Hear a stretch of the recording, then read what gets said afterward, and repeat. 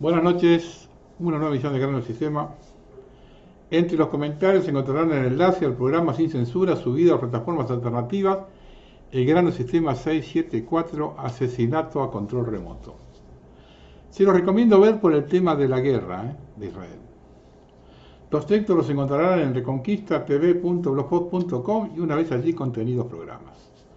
Todos los videos de YouTube se suben automáticamente a Odysee. En los comentarios está el enlace. También los encontrarán en el blog en links videos. Todos los videos suben también al canal de Telegram, el Grano Sistema TV. Los que colaboran con el programa solo pueden hacerlo por el Banco Provincia. Le aviso a los que se comunican conmigo vía comentarios o correo electrónico que esta semana voy a estar muy complicado por trámites personales y estudios médicos de mi esposa. El tiempo libre lo voy a usar en el próximo programa. Le digo por si alguno ve que no correspondo o no contesto alguna cosa. Por último, agradezco a Facundo que me obsequió una cámara que, si bien no la puedo utilizar para grabar los videos porque yo trabajo solo, me sirve para hacer reportajes o entrevistas, ya que en esos casos yo voy acompañado. Vamos a empezar. Cuando acontecen hechos conmocionantes como el bombardeo del hospital de Gaza, ocurre siempre lo mismo. Los sectores en conflicto se acusan mutuamente. Lo importante no es quién fue el culpable, sino la percepción de la gente. La percepción se logra de dos maneras: por la experiencia personal, basada en hechos históricos asimilados en el tiempo, y por el mensaje de los medios. La primera responde al impulso, la segunda está direccionada, ya que nunca la información deja de responder a una estrategia. Del primero de los dos motivos vendrá la reacción de la población. Si es preponderante la primera, al responder impulsivamente se obnubila la razón. Y por lo tanto las reacciones suelen ser violentas. Y acá es donde entramos en una línea muy delgada en la que los hechos pueden ser provocados para generar determinadas reacciones. Y cuando todos los protagonistas se mueven como peces en el agua dentro de un escenario violento, los dos motivos pueden confluir, ya que una buena campaña mediática puede exacerbar aún más los ánimos. Esto parece ser el quid de la cuestión en este hecho bochornoso y horroroso, generado en el momento de que Europa está invadida. No puede ser casualidad. La invasión tiene dos aristas: la financiación y la provisión de gente. No son los mismos, aunque el sector financiero soborna a todos los gobernantes para que hagan cumplir su agenda, y la gente es arrastrada por los medios. Y acá está la gran jugada del régimen. Cualquiera de los intervinientes, tanto directos como indirectos, pueden ser responsables. Esta cosa difusa es el triunfo del sistema. No se puede culpar a nadie. Para graficar, ustedes saben que yo siempre voy a la historia. Pasa a observar cómo se manejan los medios del régimen. Salvador Allende estaba infiltrado por centenares de espías cubanos. El presidente se había quejado varias veces de esa injerencia externa. La clave fue el primer intento del golpe militar el 29 de junio. Cuando La Habana supo que los chilenos que rodeaban al presidente estaban asustados, Castro hizo saber que Allende no podía rendirse ni pedir asilo en ninguna embajada. Si él debe morir, debe hacerlo como un héroe. Cualquier otra actitud cobarde o poco valiente tendría repercusiones graves en la lucha en América Latina. Castro percibe que Allende no era el hombre que necesitaba en Chile y empieza a preparar el relevo a espaldas del presidente.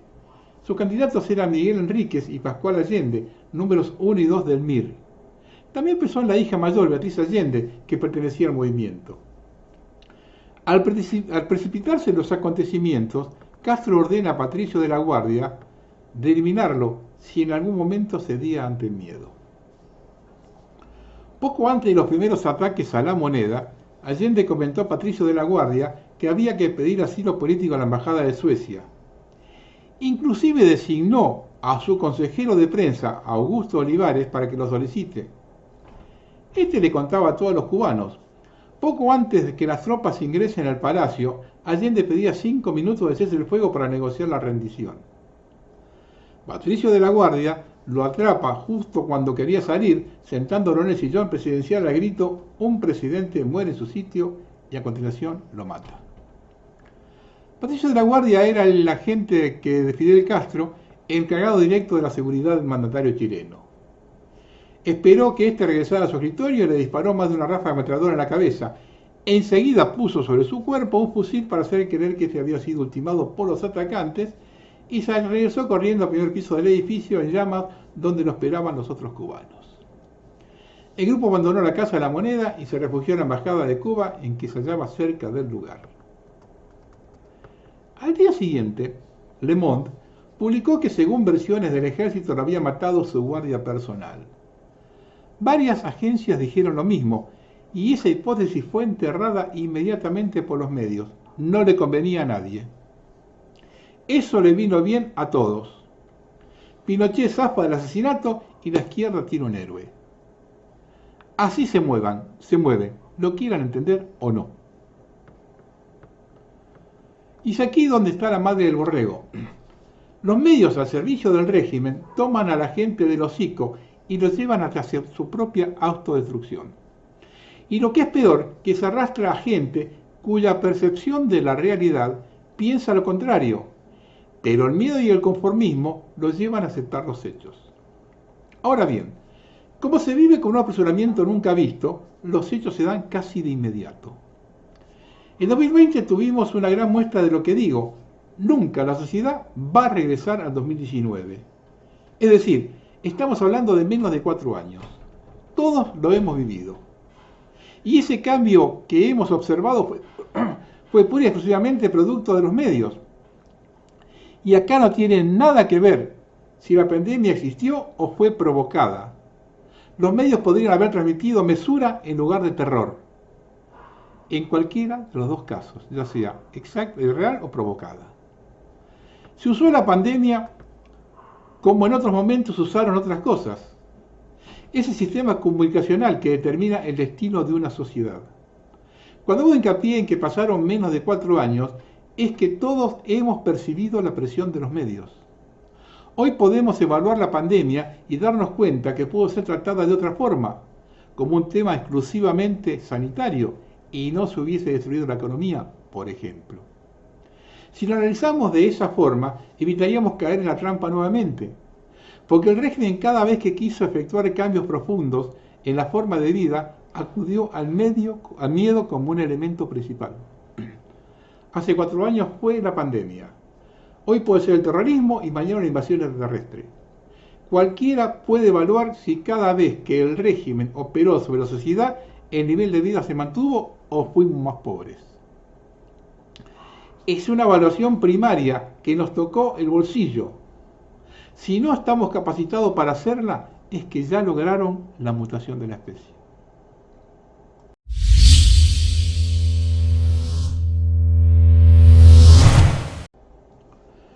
La situación en el Oriente Medio se está desarrollando dinámicamente y puede conducir a hostilidades a gran escala, definiendo claramente las fuerzas del enemigo, el llamado eje de la resistencia según Irán y sus aliados, o el eje del mal según Irán a Estados Unidos y sus aliados.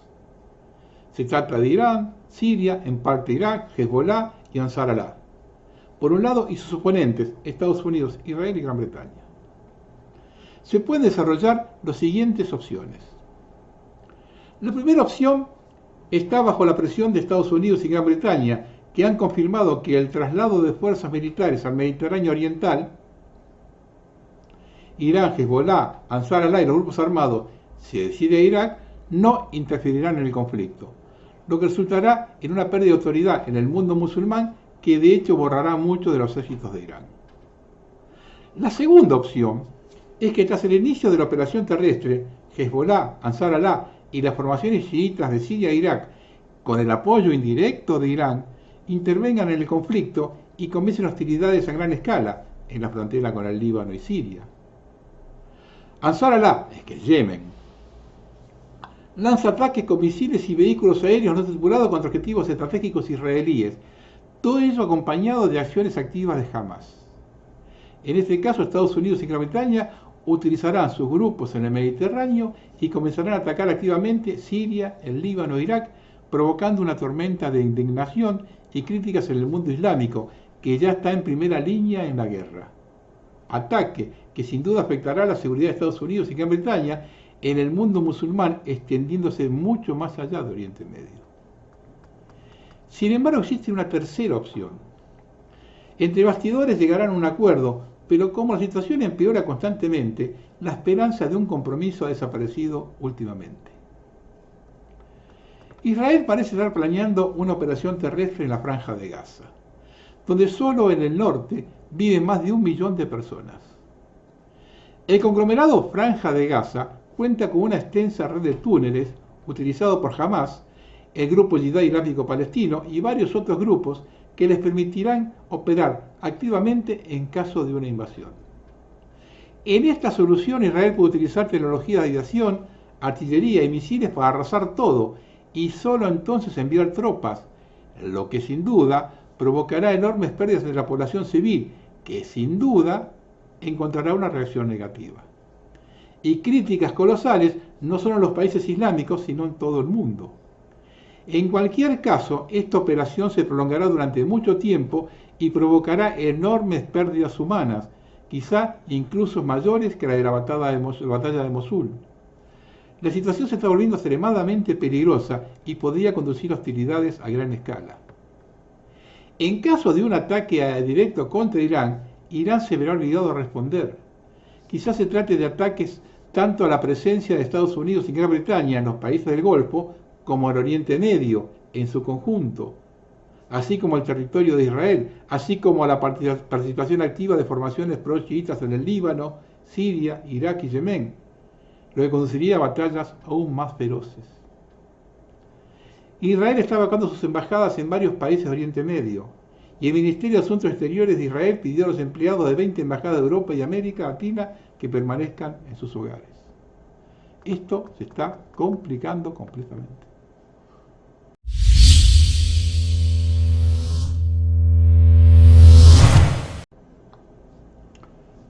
La ilusión, esa dama demiurga que en India llama Maya, tiene su origen etimológico en la voz latina iluso, engaño, mofa, timo, fraude, broma. Es la misma raíz de iludir en cuanto a disimular con astucia, la misma que lúdico como algo relacionado al juego.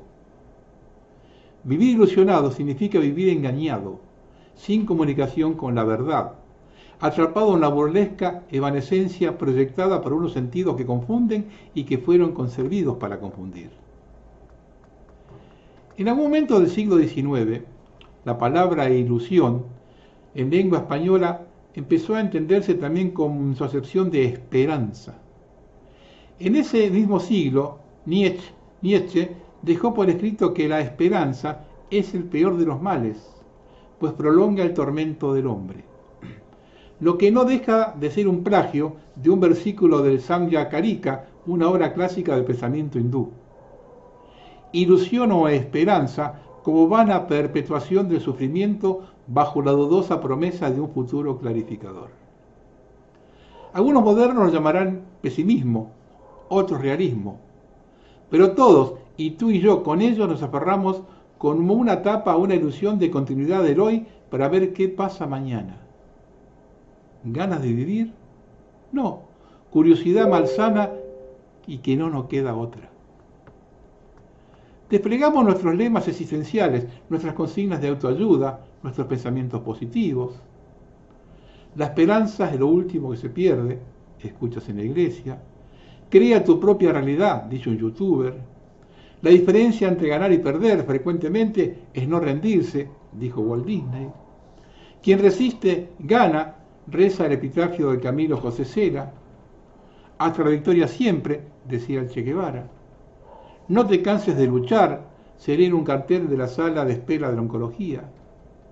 Y todas esas frases me suenan a artificio para evitar pronunciar la verdad, tan verdad como devastadora, proporcionalmente absoluta e insoportable.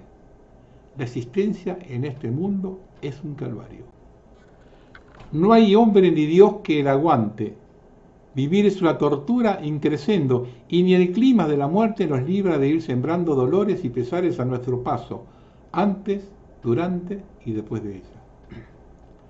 Lector, valora mi honestidad sin tener en cuenta la brutalidad de lo que voy a decir. Vivimos en un mundo diseñado como jaula para que subvivan reses, cuyas miserias alimentan ocultas criaturas del Averno.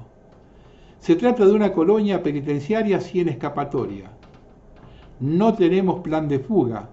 Nuestra ciencia es falsa, nuestra historia mentira, nuestras religiones conforman diversos métodos de adiestramiento y explotación. Desde el 2020 se ha entrado en un proceso de perfeccionamiento del control en esta granja que conlleva la aniquilación de tu libre albedrío, de tu esencia humana, de tu dignidad. En muy poco tiempo, cualquier pensamiento discordante del oficial será identificado y neutralizado. Si quieres zafarte de este sistema de control, te harán la vida imposible. Si buscas librarte de su represión, te perseguirán. Si pretendes buscar vías alternativas, te arruinarán, te aislarán y te harán pasar frío y hambre. Si estás seguro de que quieres oponerte a sus planes, prepárate para la soledad, la calumnia y el ostracismo. Las relaciones personales serán sustituidas por redes sociales.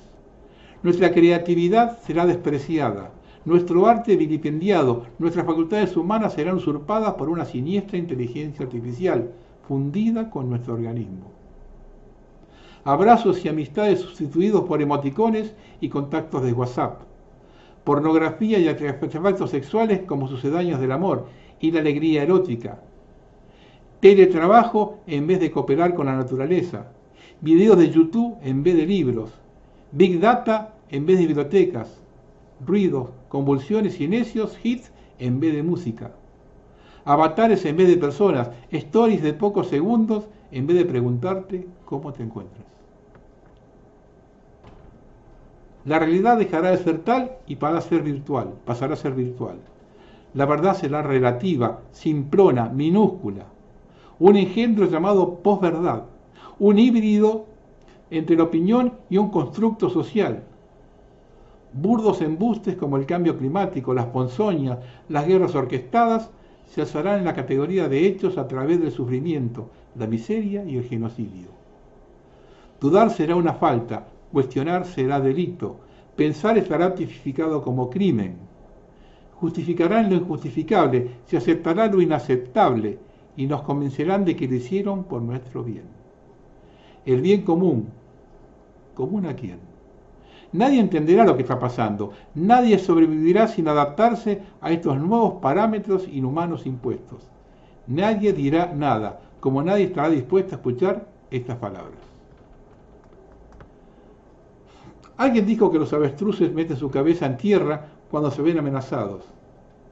Hasta hoy nos creímos esa chorrada y usamos a este animalesco como símbolo de no querer encarar cualquier peligro para nuestra existencia. Hasta en eso somos crédulos. El avestruz se escapa, se zafa, es un veloz corredor. Si no puede huir, se defiende digno y agresivo y te sacará un ojo o los dos antes que lo cases. Ojalá fuerais avestruces. Sois, eso sí, pollitas jóvenes, estabuladas sin sexar, aún con plumón, incapaces de pensar más allá del corral en el que estamos confinados. Huevos ponéis muy pocos y le echáis aún menos.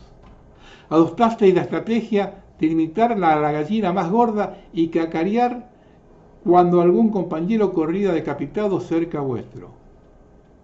Os dijeron que erais soberanos de vuestro gallinero. Democracia lo llamaron. Y os definisteis como gallinacia de izquierda o gallinacia de derecha. Tanto revuelo entre vosotros para acabar como estamos acabando. Te criaron para obedecer desde la escuela. Te adiestraron para acatar lo que sea. Las religiones, los derechos humanos, el sistema solar, el IVA, el holocausto, el alunizaje, el origen del SIDA, el calentamiento global, las alarmas de protección civil. Te cebaron de orgullo con títulos universitarios, máster, doctorados y te inculcaron no cuestionar como camino a la felicidad. Y el método funciona. Repites lo que te han dicho que repitas. Calla cínico cuando se te delata. Te ríes de aquellos con los redaños que te faltan. Y mientras no seas tú, si agarran a otro pollo por el cuello, miras a otra parte, enseñas tu cloaca y a otra cosa mariposón. Chiquito de la calzada siempre tuvo razón, cobarde. Te dicen que eliges a tus gobernantes a través de un sistema de representación fraudulento y corrupto hasta el tuétano, y tú participas de él, votando cada 4 años al mequetrefe que te cae como presidente. Finges más de 40 horas semanales que estás aportando algo bueno a la sociedad y te dan tu azucarillo mensual para que lo consumas con los productos que tú mismo produces o los guardas en tu mismo cartel bancario criminal de donde salió el dinero. Compras la ropa de payaso que te dicen que te compres, vas a la moda. Ves la tele, te informas, opinas sobre los temas de mierda que te van dictando, el fútbol, el terrorismo, el reality de turno, la economía, Eurovisión, los descubrimientos de la NASA, el entierro de San Fermín, la vida sexual de una famosa, el Euribor o las polémicas declaraciones no sé de quién, lo que toque. ¿Y qué toca ahora? Te toca escuchar lo que no quieres oír. Te engañan y te dejas engañar. Asesinaron cobardemente a tus mayores en las residencias y no hiciste nada, salvo aplaudirles a las 8. Te encerraron en tu casa ilegalmente y no hiciste nada, salvo chivarte del vecino desde el balcón. Te quitaron el trabajo, tu riqueza, tus libertades y no hiciste nada, salvo ponerte un bozal de caniche histérico. Te mintieron y les creíste, lo emitieron, te mintieron de nuevo y les volviste a creer. Te empozoñaron una vez diciendo que te inmunizaba el 98%, te empozoñaron la segunda vez asegurando que el 70% del rebaño estaría inmunizado, te empozoñaron una tercera vez para reforzar el embuste en el que tú prefieres creer. Ya vives en una sociedad de mayoría enferma, adolescente con enfermedades cardíacas de anciano, adultos de mediana edad que colapsan en mitad de la calle, patatuces en la cola de paro, teletés posponzoñales, intoxicaciones grafénicas, jamacucos mortales de las terrazas, deportistas de élite con salud de perro callejero, ídolos pop que se mueren en el escenario, niños pseudo-degenerados, un exceso de mortalidad inexplicado en toda Europa, dolencias mentales recurrentes, depresiones por un tubo, coágulos e ictus por doquier, cáncer a mansalva. Esta es la nueva normalidad. Asumir que el infierno actual es normal y que el venidero resulta inevitable. ¿Estás preparado para lo que viene? Me temo que no. El sacrificio de los pollos y robotizar el gallinero. ¿Te das cuenta, pedazo de idiota? Demos crédito a la historia. Imaginemos a un guerrero inca. De repente se encuentra enfrentándose a una extrañísima fuerza extranjera que lleva misteriosos artefactos que hacen que tras un estruendo sus compañeros caigan muertos al suelo. Él jamás había visto algo así. Identifica a los invasores como demonios con coraza de espejo duro que vinieron del más allá, y a los mortíferos artefactos que portan en ristre los llama cerbatanas de truenos. No pueden compararlo con nada conocido. No sabe interpretar lo que está viendo. Solo sabe que a su alrededor sus seres queridos están muriendo ensangrentados de forma repentina y que esos extraterrestres albinos están usando artes mágicas para asesinarle. Su entendimiento no da para más. Toda su energía está volcada en defenderse y sobrevivir de esa espantosa guerra. Jamás podría asimilar que esos demonios invasores son en verdad conquistadores españoles y que esas terribles cerbatanas no son otra cosa que espestingardas. Y en poco tiempo los indígenas imaginarios estará muerto y morirá sin saber quiénes y con qué te han matado.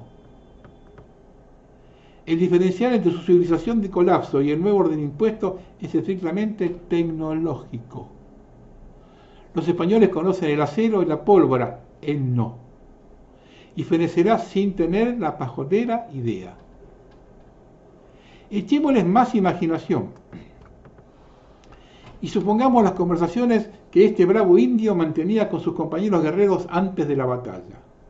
Uno decían que sus enemigos eran de raza semidivina, otro que eran dioses, eran seres del inframundo provenientes del fondo del océano, otros que eran enviados del dios Viracocha. Uno aseguraba que les habían visto lanzar rayos por la boca, otro que tenía la piel más dura que el diamante, y que además iban subidos en veloces criaturas cuadrúpedas nacidas en el mismísimo infierno. Por supuesto que especulaban su fantasía, jamás iba a rozar la realidad. Esos feroces rivales tan solo eran un atajo de españoles gañanes con mucha probabilidad, considerando los gañanes que los españoles solemos de ser. Las únicas diferencias entre soldado inca y soldado español era que a este último se le había introducido en la caballería, que le habían dado una espada fuerte y ligera y que le habían dotado de un peto y un casco de metal. Aunque incas y españoles eran en esencia el mismo ser humano ignorante. El acceso a la tecnología había trazado una línea divisoria entre dos humanidades, una condenada a extinguirse y otra que se adapta al nuevo paradigma jesuita en los ámbitos religiosos, políticos y militar.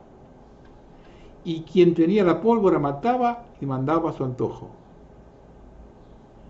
Y ahora hagamos el tercer y más difícil ejercicio de imaginación.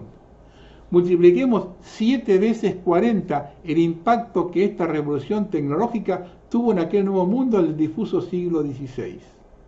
Y quizás sí podamos hacernos una idea de lo que estamos viviendo hoy en día con esta nueva tecnología militar, con implicaciones aún mucho más profundas. Se trata de la neurociencia aplicada con técnicas basadas en la informática del grafeno, abanderada entre otros por el también español y gañán Rafael Yuste. Desde la misma Universidad de Columbia en la que se desarrolló el proyecto Manhattan, que dio a la luz una bomba atómica, las aplicaciones militares del proyecto Cerebro hacen que en comparación 70 años después, Hiroshima se quede en una masquetefaliera. Así como Oppenheimer, el padre de la bomba atómica, daba consejos de seguridad como presidente de la Comisión de Energía Atómica después de la detonación de Fat Man, Rafita Yuste nos presenta a finales del 2020, el mismo tiempo que llega nuestra queridísima y esperada Ponzoña, los neuroderechos. ¿Los neuro qué? Los neuroderechos. ¿Y qué son los neuroderechos? Pues la crisis de conciencia de un científico civil utilizado en la más monstruosa y abominable operación de inteligencia militar llevada a cabo. El desarrollo e implementación de masa de interfaces no invasivas, inyectables que no requieren cirugía ni de implantes, y que funcionan en el cerebro humano con redes informáticas. Si al lector le interesa la informática, lo mismo poco que a mí, se lo traduzco: el fin del libre albedrío en el ser humano. Y así termina esta humanidad, no con la destrucción de sus cuerpos, sus ciudades, sus países, sino con computadoras destruyendo para siempre su libertad de pensamiento.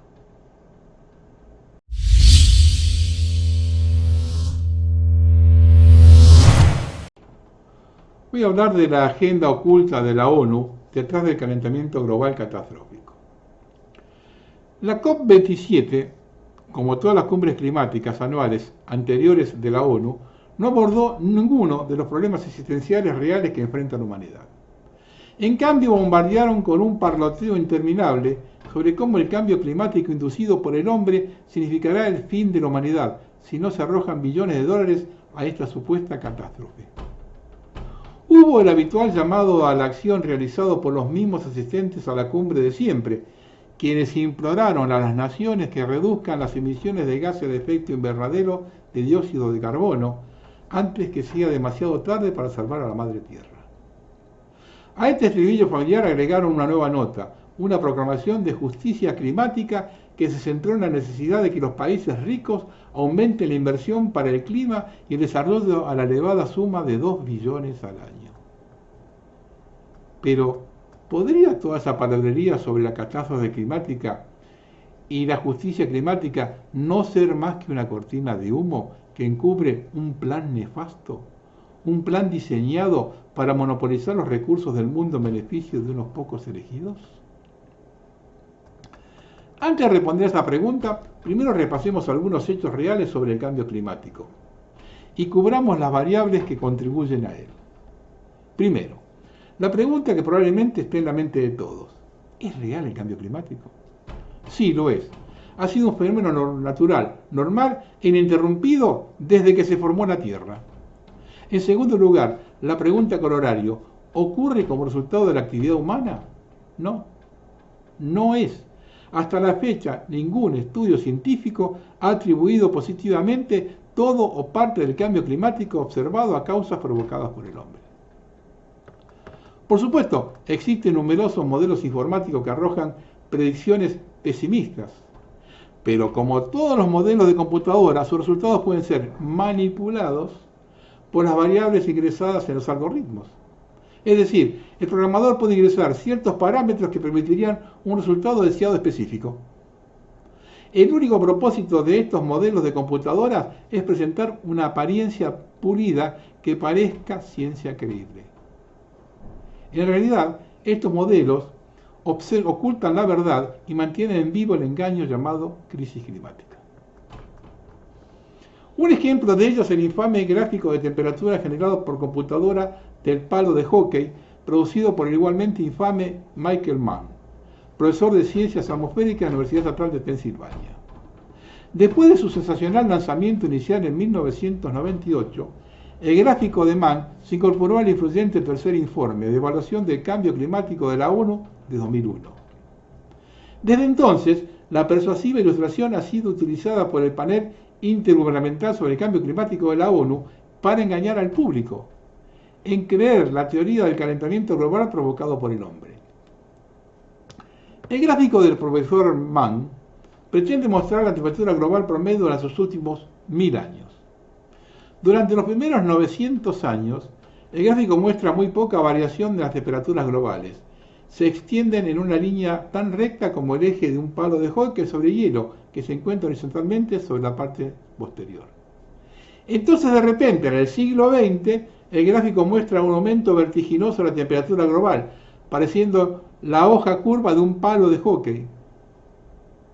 Sin embargo, hay un gran problema con el diagrama del palo de hockey. Es pura ficción. La realidad ha habido numerosas etapas cuantificables de enfriamiento y calentamiento del clima de la Tierra a lo largo de milenios. Aquí algunos ejemplos notables. La Europa del siglo XIV estaba en una mini edad de hielo, como lo revela un artículo en Climate in Arts and History. Durante la pequeña edad de hielo, 1300-1850, las temperaturas globales fueron significativamente más bajas, hasta 2 grados, particularmente en América del Norte y Europa. Y yendo más atrás, entre 1000 y 1350, calificado como periodo de calentamiento medieval, las temperaturas fueron significativamente más cálidas que las actuales. Y ese fue mucho antes del periodo industrial. Más de 700 científicos de 400 instituciones en 40 países han contribuido con artículos revisados por pares que proporcionan evidencia de que en el periodo de calentamiento medieval fue más caliente que en la actualidad. Y fue un fenómeno global, no solo una condición climática regional europea, como especula erróneamente el IPCC. Yendo aún más atrás, hubo más periodos cálidos, incluido un periodo prolongado durante la Edad de Bronce, conocido por los geólogos como el máximo del Holoceno, 5000 a.C. a 8000 a.C. Durante ese periodo las temperaturas eran significativamente más cálidas de lo que son hoy. De hecho, un fascinante estudio realizado por Meyers et al. Y publicado por The Christopher Discussion en 2020, concluye que las temperaturas promedio, específicamente en la Antártida Oriental, fueron 5 grados más cálidas que en la actualidad.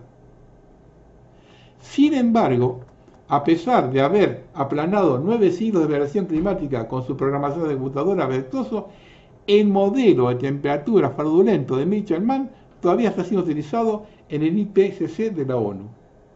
¿Por qué? Porque el IPCC de la ONU no reconoce que el clima siempre ha cambiado, como lo demuestran los 3 ejemplos anteriores, y cambiado, eso sí, sin ninguna ayuda de nosotros los humanos. Ahora, centrémonos en cómo los poderes fácticos han culpado a la actividad humana por los ciclos climáticos naturales y cómo han exagerado una catástrofe climática inventada que recuerda a la ropa imaginaria del emperador del cuento de hadas. La teoría del calentamiento global provocado por el hombre fue adoptada por primera vez en 1968 por el Club de Roma, en sus esfuerzos por promover la supuesta necesidad de reducción de la población. Desde entonces la ONU y otras organizaciones intergubernamentales, así como los gobiernos nacionales de todo el mundo, lo han utilizado con gran eficacia. Los teóricos de ese calentamiento afirman que el carbono producido por actividad humana a principios del siglo XX debería haber provocado un aumento de la temperatura de la Tierra. Insisten en que existe una correlación directa entre el carbono y la temperatura global. A medida que aumenta el carbono, la temperatura global aumenta al unísono. ¿Es eso realmente cierto? Bueno, si aceptamos los hallazgos presentados por George C. Benton en las actas de la Academia Nacional de Ciencias en octubre del 70, surge una imagen sorprendentemente diferente. Este intrépido científico descubrió que en los 60 años, entre 1880 y 1940, la temperatura de la Tierra aumentó aproximadamente 0,6 grados. Esa tendencia al calentamiento tuvo lugar mucho antes de que se inventaran los automóviles y los aviones. Además, en el mismo periodo, el desarrollo industrial fue relativamente insignificante. Luego, durante el auge económico posterior a la Segunda Guerra Mundial, en la década del 50 y el 60, las industrias se expandieron y la producción humana de carbono se elevó a nuevos niveles. Según la teoría de calentamiento provocado por el hombre, la temperatura global debería haber aumentado en esas décadas, pero no fue así. En cambio, cayó significativamente entre 0,3 y 0,4 grados durante 3 décadas. Estos ciertamente no se correlacionan con la teoría del calentamiento global. En realidad, la atmósfera terrestre no comenzó a calentarse en el siglo XX hasta 1975. Esta tendencia de calentamiento continuó hasta 2016, cuando las temperaturas globales alcanzaron su punto máximo y han ido disminuyendo desde entonces. La prueba: todos los conjuntos de datos satelitales recopilados por el Instituto Goddard de Estudios Especiales de la NASA, de la Administración Nacional de Aeronáutica y Espacio, la Oficina Meteorológica del Reino Unido, los sistemas de detección remota y la Universidad de Alabama, muestra que las temperaturas globales han disminuido desde 2016, a pesar de la creciente cantidad de carbono atmosférico. Si buscamos lo suficiente, podemos encontrar artículos científicos que expongan estos hechos concretos. Por ejemplo, un informe de Chris Morrison en The Daily Sputnik nos informa que las temperaturas en el Polo Sur ahora son más frías desde que comenzaron los registros en 1957, y que el hielo marítimo del Ártico está regresando silenciosamente. Y sin embargo, todos estos datos, inexplicablemente, han escapado a la atención de los reporteros de los principales medios. Mientras tanto, numerosos alarmistas del cambio climático, en particular el vicepresidente Al Gore, se aferran necesariamente a la idea de que existe una clara correlación entre el carbono y la temperatura. Estos cultistas del clima a menudo se refieren a la evidencia recopilada de muestras de núcleos de hielo para corroborar sus afirmaciones.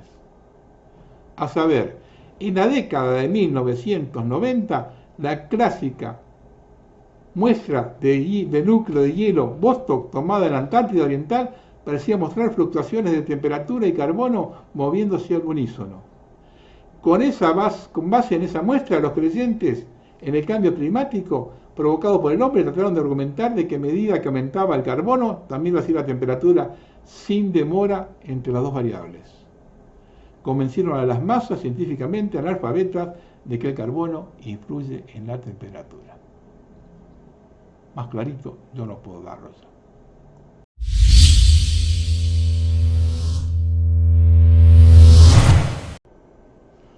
El miércoles de la semana pasada, al mediodía, sin que se hubiese producido lluvias o un exceso de humedad, apareció en el cielo de la ciudad de Buenos Aires una nube multicolor.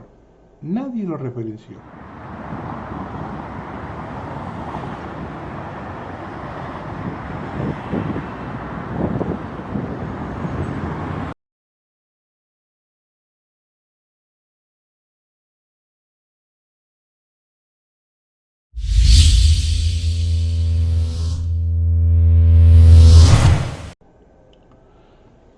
Los estrategas de la Casa Blanca están en pánico.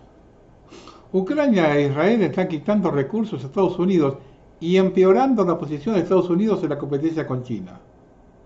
Biden había intentado centrarse en la confrontación con el Reino Unido, pero ahora su política solo puede llevar a Estados Unidos a quedarse atrás de China. El Pentágono ha actualizado las proyecciones sobre las crecientes capacidades militares de China, que actualmente tiene 500 ojivas nucleares en servicio y superará las 1000 en 2030. De particular preocupación para Estados Unidos es el despliegue de misiles hipersónicos de F-17 alrededor de Taiwán. El Pentágono está muy por detrás de la carrera hipersónica. China está encargando submarinos y destructores nucleares de próxima generación que rivalizan con las soluciones estadounidenses. En el contexto de la guerra de Israel, China envió 6 barcos, ojo con esto, para realizar ejercicios con Omán y Arabia Saudita. Beijing está presionando a Estados Unidos aumentando su presencia militar en Medio Oriente, para llenar el vacío dejado por los norteamericanos. Esto va de la mano con la expansión económica. Los diplomáticos estadounidenses están enfrascados en negociaciones desesperadas entre bastidores con Israel, Qatar e Irán, con la esperanza de impedir que Hezbollah abra un segundo frente y resolver de alguna manera la cuestión de Hamas. Pero en un contexto de debilitamiento de la posición de Estados Unidos en la región, estas negociaciones van muy mal. China, por otra parte, se está preparando para invertir cientos de miles de millones de dólares en países árabes que se han enfrentado a Estados Unidos, viendo una ventana de oportunidad. Pero el desafío más serio para Estados Unidos puede ser el conflicto sobre Taiwán en el momento de las elecciones de enero. Washington no puede permitirse una tercera guerra, ya que los arsenales del Pentágono se están agotando rápidamente. En este contexto se deben analizar las elecciones argentinas. El pueblo no elige nada, el sistema coloca a quien mejor representa sus intereses en ese momento. Con resultados sabremos qué tienen planificado para nosotros. Recuerden que hace 4 años, 2 meses después de asumir Alberto, recién nos dimos cuenta del motivo.